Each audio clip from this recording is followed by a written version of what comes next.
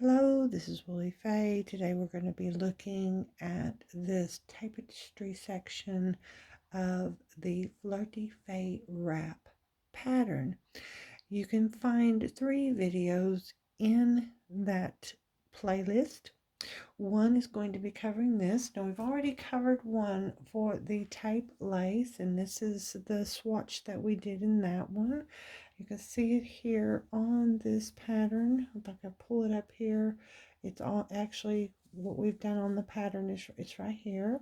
So kind of pull it around so you can get a view of it. But this is the actual 4-ply version of that. If you want to use a lighter weight, this looks really nice. And so you'll find the tutorial in that playlist already, and then of course this one today over the tapestry section. As you can see, it's a very simple tapestry. We're working in multiples of 3 and it just goes straight up, so there's nothing complicated about it. If you're new to tapestry, you should be able to catch on to this real quick, and we're going to get started on that in just a moment. But I do just want to say that we will also be posting a 3rd video on this lace, which is also part of the pattern.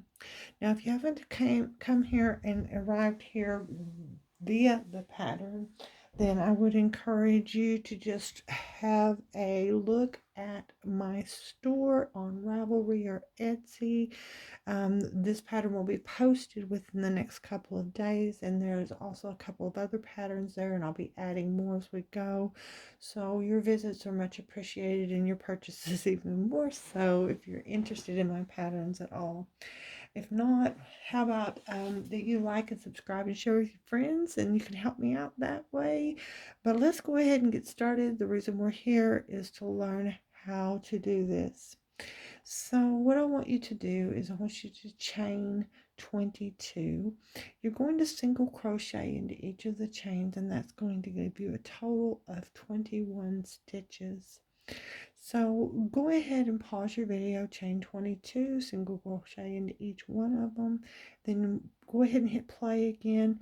We're going to proceed with the assumption that you've done that and that you are ready to move forward. Now in the pattern, of course, you're working on an 80-inch long single crochet foundation that has been added after, of course, the tape lace that I just showed you. And when you finish that row, then you're going to turn your work and begin your tapestry. When you do that, you're going to chain up 1. Okay, I want to be sure that we get the best view here, so I'm going to go ahead and move us up there. Real good. Okay, and then we're going to go ahead and do 3 of each color. So we'll be working 2 colors, color A and color C. There are 3 colors in the pattern, but on this one we're going to be using color A and color C. And so we're going to chain up 1. That's going to count as our first stitch, and then we're going to go back in and single crochet, second one from the hook. That will be our second stitch. All right, and then we're going to go in and do the 3rd one, and we're going to stop. We're not going to finish it. We're going to stop right there, and we will now add our other color. When you add that other color, you're going to have to cover up what I call the tail. Okay, so when I refer to the tail, this is what I'm talking about. I usually like to have 12 to 18 inches on my tail, but today we're not going to use that much because we're using such a short piece. Okay, so there'll be a lot of little rules that I have that we're going to be breaking simply because this is just a practice run. All right, so you're going to pull that through both of those loops. That is not a stitch, that is just adding your yarn. Okay, and then you're going to come up under the next stitch, right? Pull through, and this will actually be your first, and you need 3 of each. We're working in multiples of 3. So just kind of to recap on this, you have 1, look at that, 1, 2, 3 stitches. Pulling through here. It's not really as clear as I want it to be. Okay, 1, 2, 3 stitches, and now you're going to do 3 in color C. All right, so that's going to be 1, 2, and on the 3rd one, pull it through. It's a little hard to work with such a short piece, but we'll get there. All right, so the third one, 2 stitches, I mean 2 loops, and then we just pull our other color through. All right, but as you can see, does not destroy the stitch. The stitch is still there. 1, 2, 3. Okay, so now what we're going to do is we're going to do 3 in color A. 1, 2,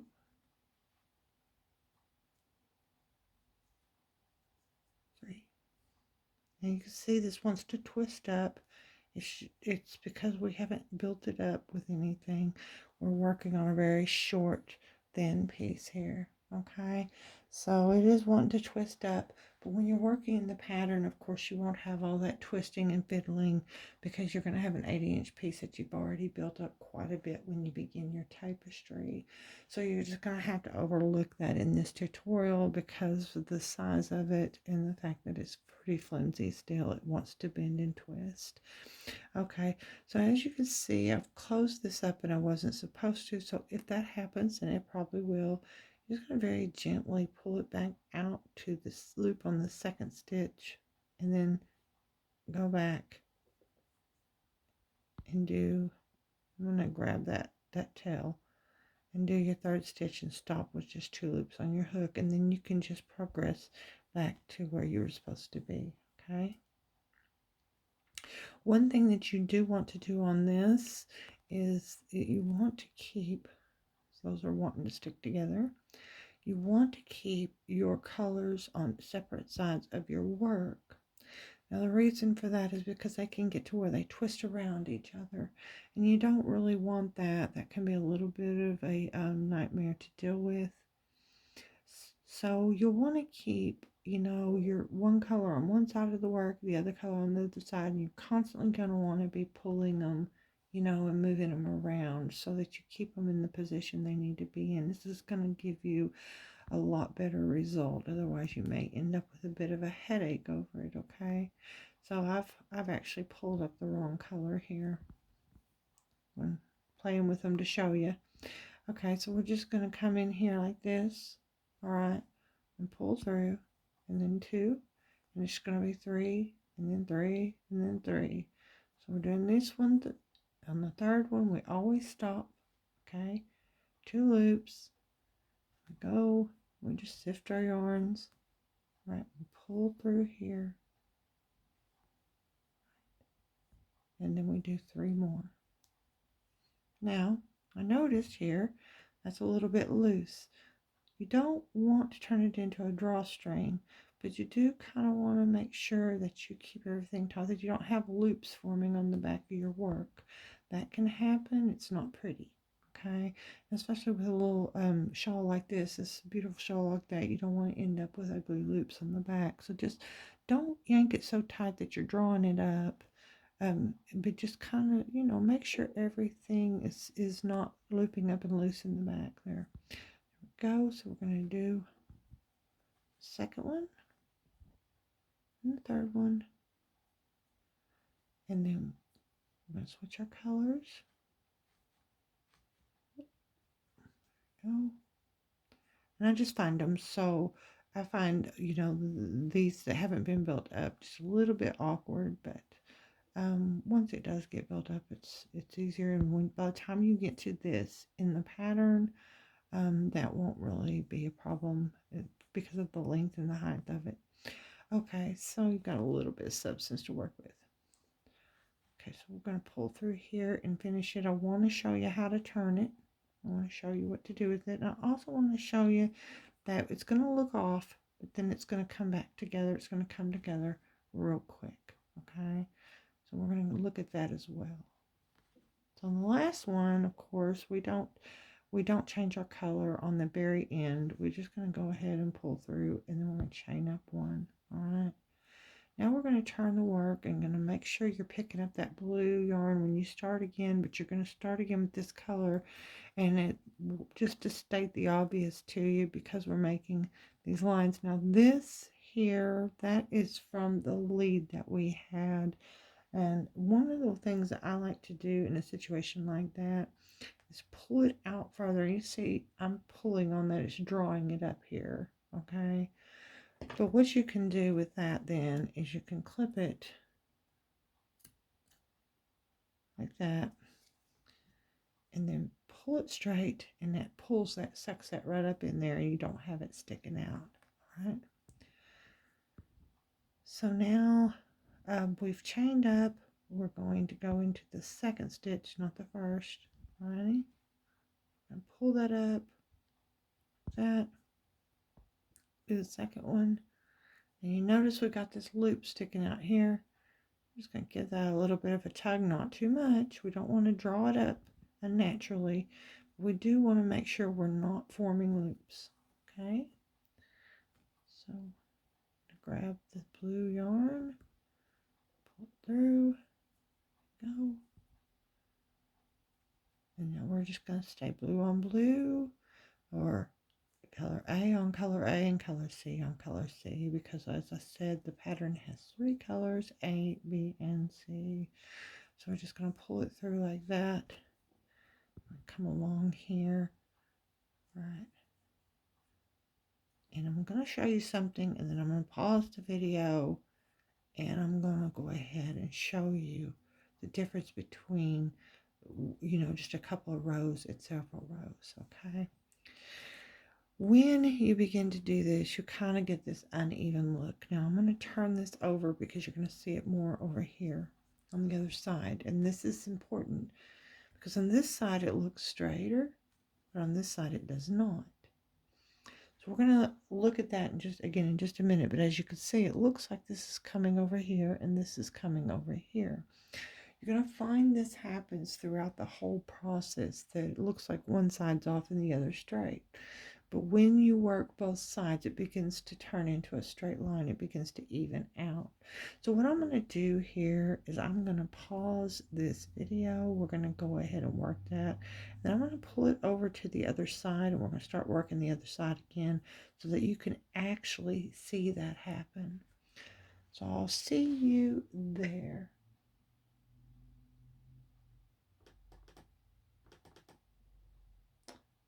Oh, come on. Okay, so now we're back after me not being able to pause the video properly.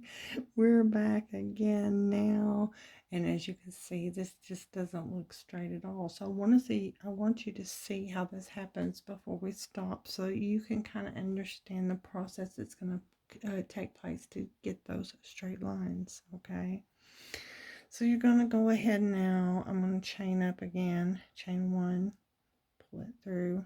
There we go. I'm going to make sure that my blue is up here where it belongs. I'm getting off the camera now. We're going to go into the second one, not the first, the second one. We're going to do our second one because remember the chain up counts as 1 and there are 3 in each one. Okay, come up, and now we're going to add our blue.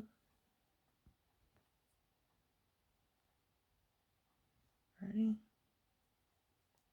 Make sure that my yarn is pulling. There we go. We're going to go in here. Now let's just do these 3. Move on so you can see how this changes.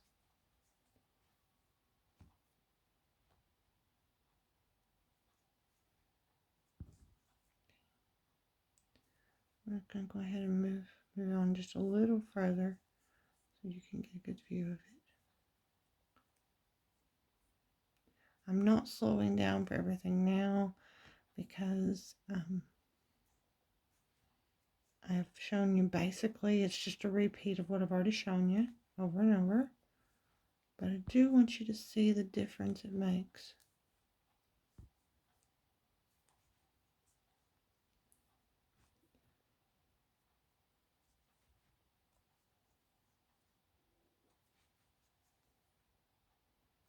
So those threads are trying to separate here.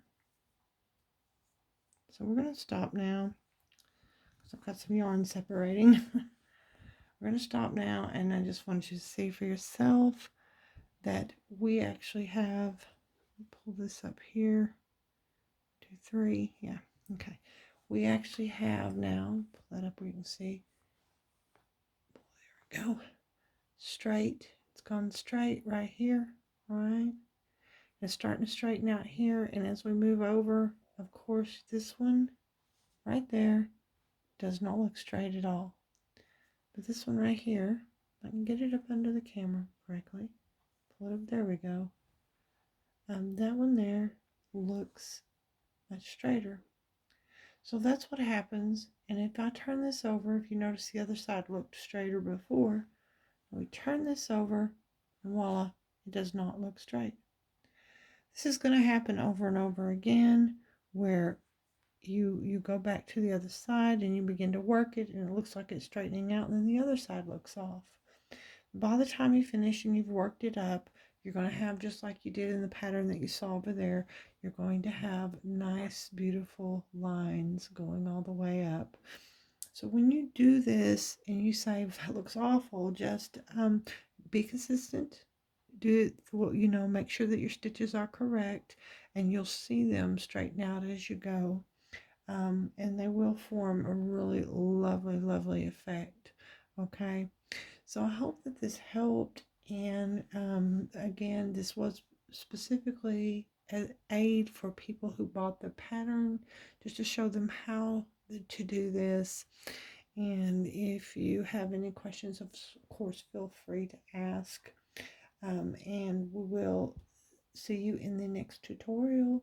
Don't forget to like and share, subscribe. Bye bye.